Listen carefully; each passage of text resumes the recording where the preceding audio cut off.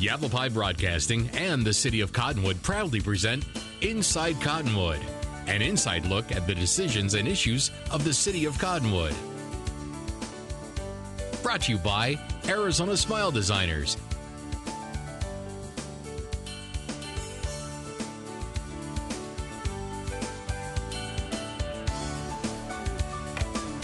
Welcome to Inside Cottonwood. I'm Diane Jones, your host, and I have some very special guests today with me from Yavapai College.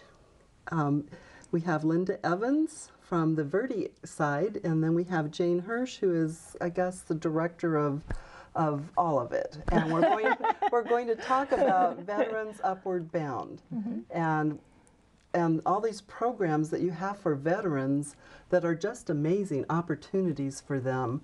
I'm sure, knowing you two, very caring programs and trying to help them. And I'll be anxious. I'm quite a supporter of veterans, so I'll be anxious to learn more myself on how I, as a mayor, will be able to advise them or suggest services for them. So I'll learn a lot today along with our viewing public. First of all, Jane, I'd like to learn a little bit more about you, and if you want to talk about your education, how you got to Yavapai College, anything you would like to share, and then we'll talk to Linda. Sure. Well, as you mentioned, I'm not the director of all things. But all things veterans, maybe? Well, I'm the director for the district director for the TRIO programs. And just to kind of give you an overview of that, TRIO doesn't really stand for three, but there are 3 programs at Yavapai College, all funded by the Department of Education. Veterans Upward Bound being one of them, but also Student Support Services and also Educational Talent Search, all available for the veteran and their family members to participate in if they're eligible. As far as my background goes, boy, I've been in student services for probably longer than I want to admit. About 30 years, actually. My stint, you started in kindergarten, right? That's right. I was very young and I learned a lot. But well, basically, my educational background was that I myself am a first-generation college student, and so neither of my parents received a bachelor's degree. And so, that's really one of the foundations of our program, even with Veterans Upward Bound, it's first-generation college. So I really relate to the populations that we serve in these TRIO programs. So when I started college, I went to Embry-Riddle, actually, which is right there in Prescott, and I took a long way to get my education. I went part-time the whole time while I was working full-time. It took me about 10 years, but I got my my education in aviation business administration with a psychology minor. Congratulations. Yeah, back all in the with day. Working full-time. Well, and again, that is really consistent with what a lot of our students have to do. Yavapai College students do that. Yeah, that's their life. Exactly. Then just after that, I went ahead and got my master's degree, and that was through the University of Phoenix, and that was before online programs. So I had in-person instructors with the University of Phoenix. You did a lot of program. driving then? Actually, they sent instructors from Phoenix up to Prescott and worked with a cohort of us. We had about 15 or 20 people in our. Oh, that's fantastic. It was a wonderful thing. You didn't have to drive. Yeah. So my degree was in a master's of business administration. Okay. My stint at Yavapai started in '95, actually. So I've been there for quite a ways. Yeah. And my background in student services, as I mentioned, spans over about 35 years, starting from Embry-Riddle, actually, and then coming to Yavapai in '95. I've done academic advising, financial aid, worked with veterans, did some recruiting, just a lot of different features and facets of student services, which really led you into the TRIO program and Veterans Upward Bound and all of the things that you do for students and prospective students. That's right. Okay, well, great. And so, Linda, do you want to share a little bit of information about you? Sure. I've been with Yavapai College since '97, shortly after Jane started, and I've only done TRIO programs at Yavapai College. Before that, I worked up at NAU. Always student services. Always the TRIO programs. I was attracted to the mentoring aspect, which is what my original job was. And like Jane, I'm a first-generation college student. Neither of my parents were able to finish college. Dad went off to war, and Mom raised us. You know, we both understand what it's like. And they just didn't have the opportunities in their generation. There wasn't a school, you know, in the community within 30 miles that you could drive to. They didn't have the opportunities. Yeah, so I moved to Arizona when I was 17. Went to ASU and graduated with a finance degree there, and then went to NAU. So I've gotten 2 of the public universities down in Arizona. You can share both. Yeah, so I've got my master's degree in public administration. So that's kind of a program management type of thing. And Linda and I have worked together for years and years, it seems like, on community support for citizens. And Youth Count was something that I think I met you at Youth Count. Yep, doing our Teen Maze program, which still goes on. That's fantastic. I know you and Barbara did a lot of work for Teen Maze, but I'm glad to hear it's going on because it's so important, you know, teaching youth about choices and consequences of choices. So it's a fantastic program. It's all mentoring. It's all mentoring. It is. And you've mentored me as I've taken classes you too. She's been a great cheerleader. So your programs, what people are eligible for your programs? Well, one of the primary eligibility requirements is that they're either in Veterans Upper Bound as well, is that they need to be at least first-generation college student, which neither of their parents received a bachelor's degree, or considered low income. And low income isn't necessarily poverty level. It's basically about 150% of poverty. So we can kind of take in students who are not necessarily at poverty level, but a little bit higher even. So if a student is married, does his or her spouse's income count also? It does. It's the family equation. Yes, okay, the family household. Yeah. So it is the household income, and it's income as it relates to also number of family members.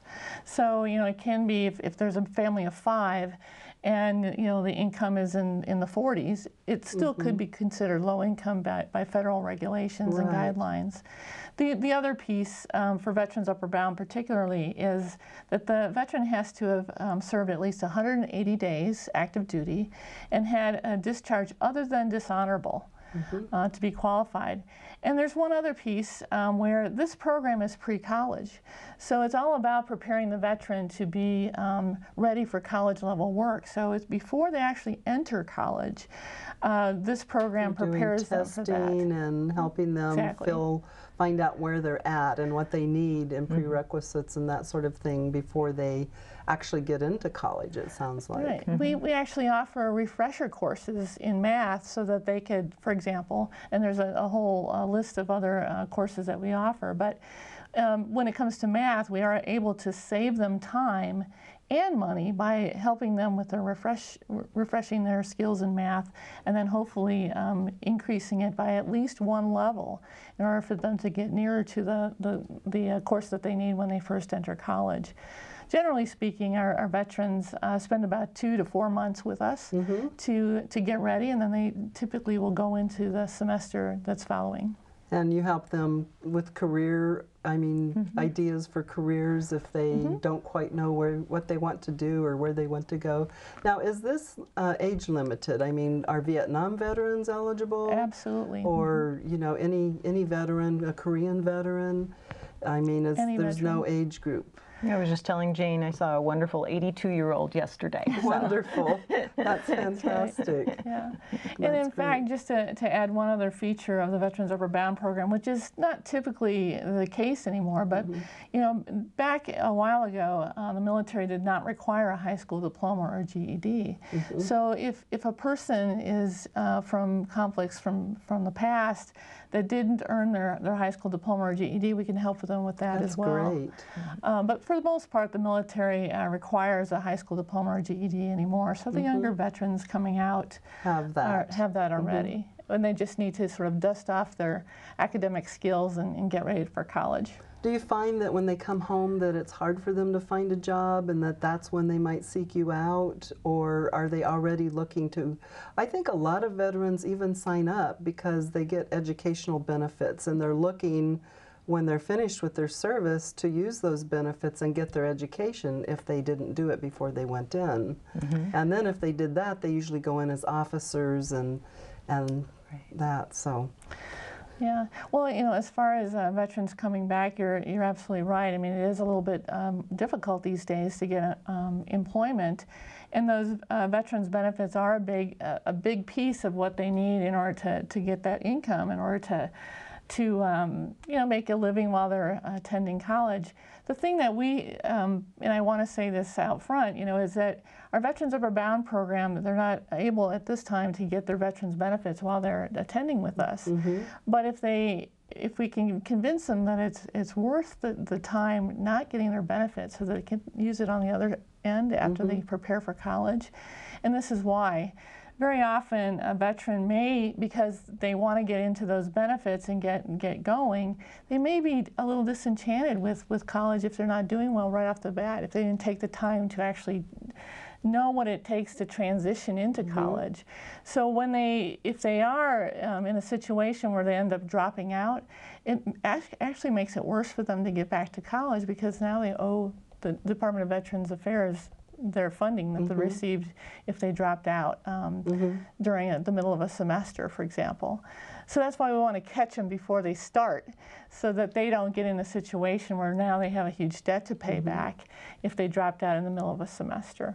Well, funding is a great topic, and we can cover that. Right now we need to stop and take a break, and we'll be right back after a short message from our sponsors.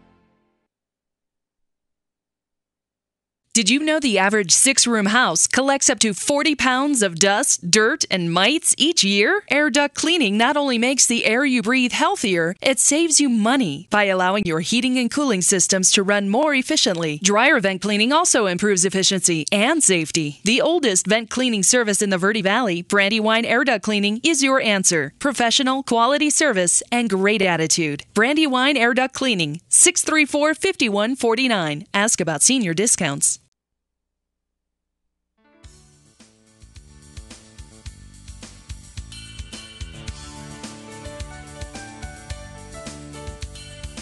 Welcome back to Inside Cottonwood. I'm Mayor Diane Jones, your host, and I'm interviewing Jane Hirsch and Linda Evans from Yavapai College. We love Yavapai College in the Verde Valley. It's so great to have a facility, a college you can go to. I know when I moved here 27 years ago, I was had been going to college 30 miles away from my town, and I was so thrilled that I had about 2 miles to go to college. It was such a wonderful opportunity and so appreciated. You know, I think we need to appreciate that it's available to us and it's easy to go there. But we were just talking a little bit on the break about finances, and it's pretty simple. You were telling me it's free. So probably with a string or two, but so go ahead and talk about the finances, and maybe we can then get into who might be a good match for the Veterans Upward Bound program. Okay. Linda. Uh-oh, my turn. Well, as far as who might be a good match, really the program is pre-college, so it's those remediation type of classes, math, writing, things that you get a little rusty on after not doing math for a little while. Most of our students do come in and, can't remember how to factor a quadratic equation off the top of their head because they don't do it all the time. And so our refresher courses are all free. That's pretty darn easy.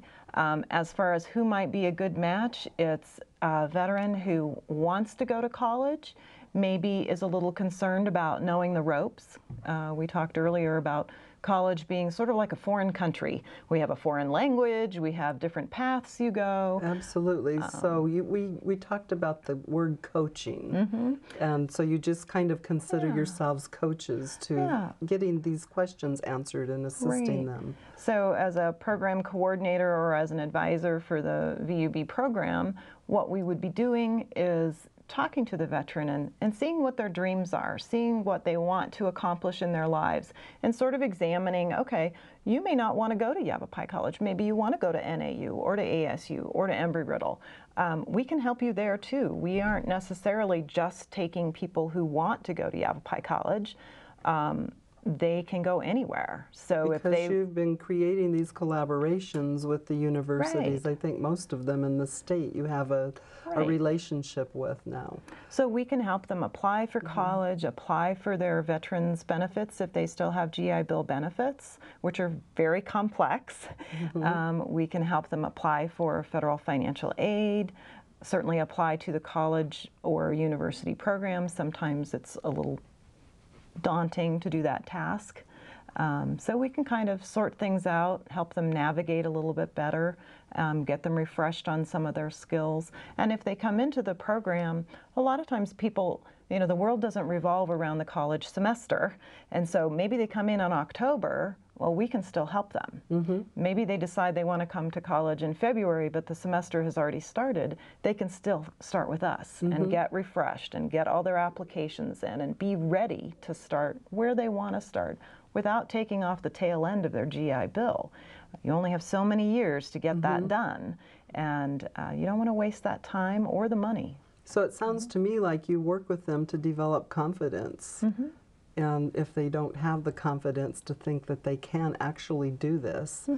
And to make that transition seamlessly. That's one of the big issues for any student really coming to college is, you know, you're going from wherever you were before into a whole new environment. And there's a lot of things involved with it, and we can help them navigate. And were you saying that it's, how long is the program? Is it 4 months, or does that vary depending on what they're learning or what you're doing? It does vary. It really depends on what their needs are. And we do start out with an assessment. So we kind of gauge where they're at and meet them where they're at, and then work on those skills to upgrade them. And then hopefully within about a 2 to 4 month time frame, they've gotten where they need to be. On average, that's about how it goes. But they can stay as long as they want to until they feel that they're ready. I mean, so we don't really have a limitation on how long they stay with the program, but many of them get kind of anxious. They want to get started on their college education too. Absolutely. So we have it worked out so that, as Linda was mentioning, flexible enough for them to come in at any time, and we'll just take them where they're at and bring them to the next level they want to be, so they're ready. Have we had to deal on a local level with some of the veterans coming back with such severe injuries? I mean, is that something in the Verde Valley or Yavapai County that you have dealt with? And if so, you know, is there a difference? Is there a law, you know, that has you help them in a different way, or is it just all the same for everybody?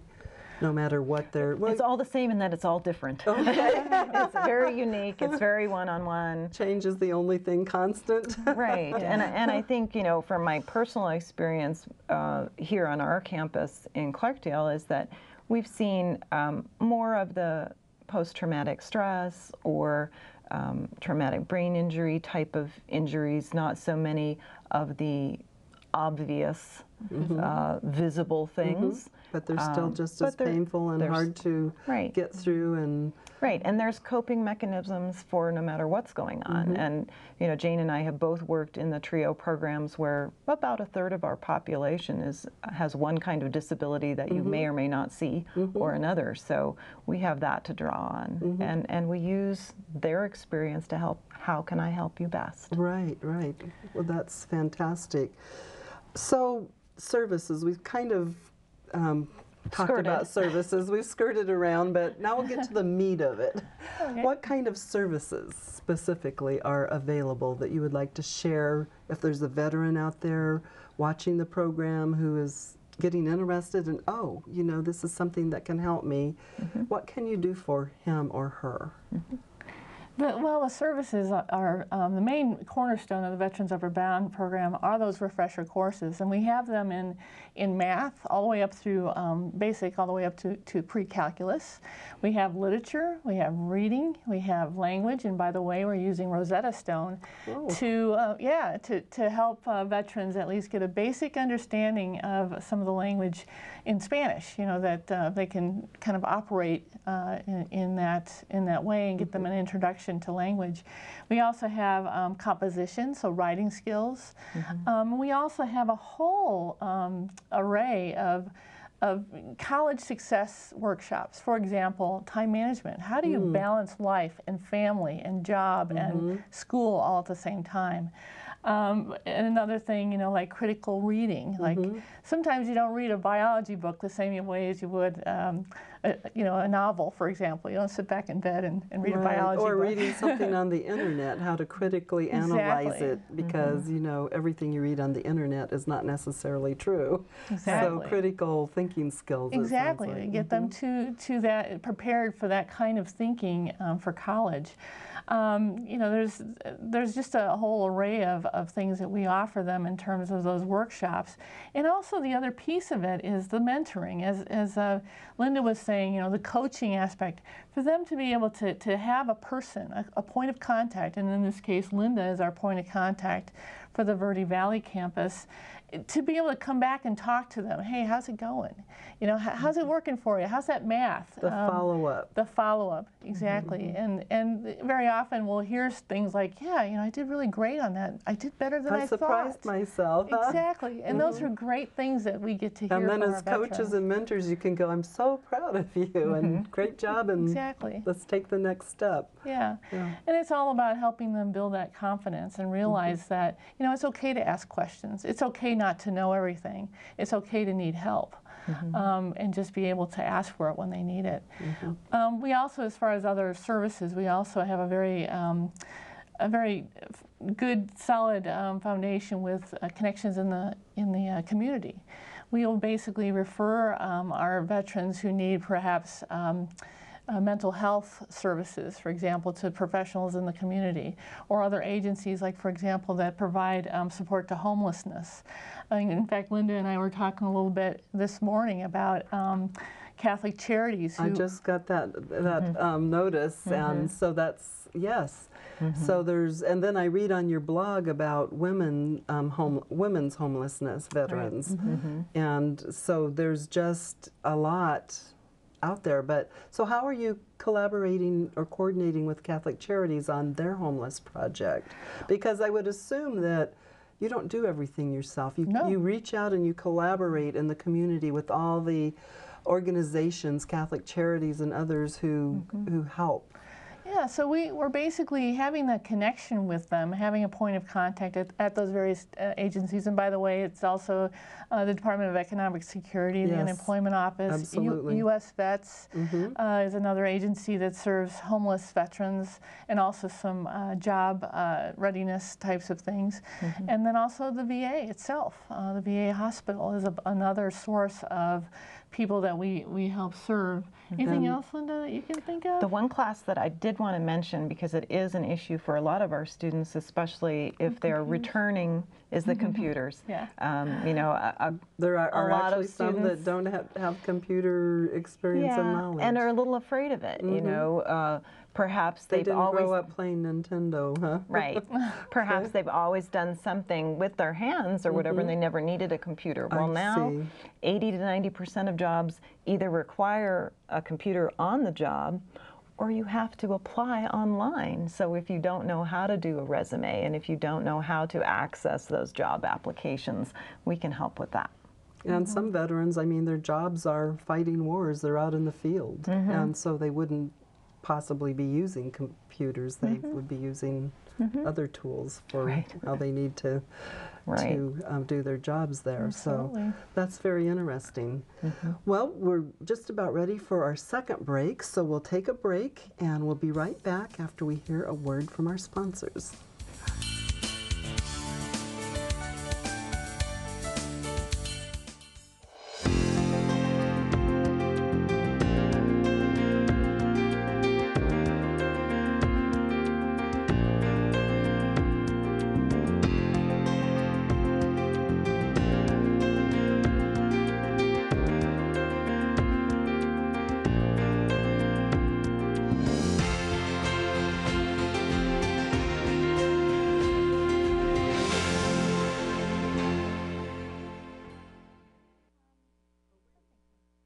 Did you know the average 6-room house collects up to 40 pounds of dust, dirt, and mites each year? Air duct cleaning not only makes the air you breathe healthier, it saves you money by allowing your heating and cooling systems to run more efficiently. Dryer vent cleaning also improves efficiency and safety. The oldest vent cleaning service in the Verde Valley, Brandywine Air Duct Cleaning, is your answer. Professional, quality service, and great attitude. Brandywine Air Duct Cleaning, 634-5149. Ask about senior discounts.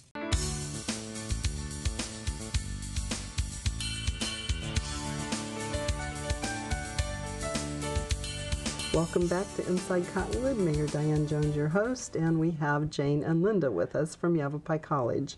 And the TRIO program, remind me again what that stands for? Because we have acronyms and people don't understand them. Yeah. Well, TRIO doesn't necessarily stand for It three. doesn't. Okay. But it is, the TRIO programs, there's actually about 8 of them nationally, and they're all throughout the country. Veterans Upper Bound, particularly since we're talking about that today, has about 51 programs throughout the nation. So not huge program. And in fact, we're very lucky here in Arizona to have 2. One here at Yavapai College, but also one at ASU that serves Maricopa. You know, our program up here in the northern part of Arizona serves the entire northern Arizona counties. You know, we have Mojave, Coconino, Yavapai, Navajo, Apache. That's a huge area. Huge area, yeah. Bigger than Rhode Island, right? That's right. And so, you know, when we were doing research for our grant to apply, we basically identified about 40,000, almost 41,000 veterans living in this region, just in the upper part of northern Arizona. In Yavapai alone, and this is the largest veteran population in Yavapai, is the 14,322 to be exact, back from census data when we applied for this grant. So there's quite a few veterans in our areas, you know, that can use some of the support. And as we've mentioned, because it is a large area and also very rural, we use technology also to reach them and provide things at a distance, learning opportunities, refreshing their academic skills and so on from a distance. So if you serve someone who's not close to Yavapai College, either Prescott or Cottonwood, Clarkdale, or Verde Valley, you can use computers to coach and help them with the classes and their prerequisites. And so has that improved the program? Have you noticed an increase in people participating because you made it easier for them? Well, we've just rolled out the technology as of this summer, thanks to another grant that we received from the Arizona Department of Veterans Services. We were able to create a distance learning computer lab. And it kind of beams from the Prescott campus, but it can beam to just about anywhere in the world if we wanted to. So what we do is there's a function called Movi, and it's kind of like Skype, but it's a little bit more dependable and a little bit easier to manage. That, in fact, Linda will teach a class from the Verde Valley campus to students on the Prescott campus, for example. We also have a function to be able to have the veteran join in a class even from home. If they're in a rural area and they have internet, and they're able to contact us via Movi if we provide them the access to that, which we could So with a link. she's teaching a class, and she's teaching it at 2 p.m., and the veteran is at work at 2 p.m. Can he do this program at 6 o'clock when he gets home? Excellent question. Just talked about this yesterday. Right. That's an excellent question because, you know, basically we also, in this technology room that we have, there's a feature that allows us to lecture capture. That's what it's called, otherwise known as recording. The lecture that the instructor has given, so then we can send that as a link to the veteran and they can watch it at any time. Fantastic. Yeah. So do you have interaction when you teach your classes, since it's sort of like Skype? I mean, they can be sitting there and they can ask you a question as you're lecturing and teaching? If they're on the other side of the mountain and I'm beaming the big giant head from my desk, yes, they can ask questions. I know who they are, and you know, I Does ask it take a them lot of questions. bandwidth on Probably, on their but end? I don't have to get into that. you let someone else determine That's right. We that. have technical Right. folks who do that. You help them in any way you can, even if maybe they have a slower connection in a Right. rural area. You Right. find ways to assist them. Exactly, and if it is simply because of the bandwidth, if it's simply that it being an issue, the recorded it can also Version will be able work to for help them. if they You have bet. internet access. That's all it takes. You know, we're out of time. It's hard to believe how quickly a half an hour can go when you're having fun. Yeah. But I'd like to close with, how do these students, how do these veterans, men, women, how do they get in touch with you to access these services? Well, for the Verde Valley, I'll let Linda talk a little bit about how they get in touch with you. They're at the Verde Valley campus. Call me, 928-634-6596, or email me, linda.evans@yc.edu, or go to our webpage, yc.edu, and That's just pretty simple, /VUB. yc.edu. Yeah, it's nice and right. easy to remember. We have quite a few resources. They can go to our web, they can go to our YouTube channel, Your our blog, your our blog Facebook. is wonderful, Facebook. We're all over the place. You are, you are. They can if they're outside of the toll, if it's a toll area that they have, they can call the 800 number. Wonderful, also. And just wonderful. call, ask for Veterans Upper Bound at our switchboard. Great. Well, it sounds like it's easy to contact you. You have a great program to help veterans. And I hope that people watching the show will be able to, if they are a veteran and want to access services, now they'll know how. Or they may have a family member or a friend who is a veteran and they can say, hey, did you know about? Absolutely. Yeah. So we're hoping to get the community educated about these kinds of opportunities. I want to say thank you for being on the show. Jane and Linda, you've been great to work with and talk with. And hopefully we can have you back on the show another time. Thank you. And Thanks there's again. always more information to cover. That's true. So we're signing off for today at Inside Cottonwood, and we will see you in our next episode.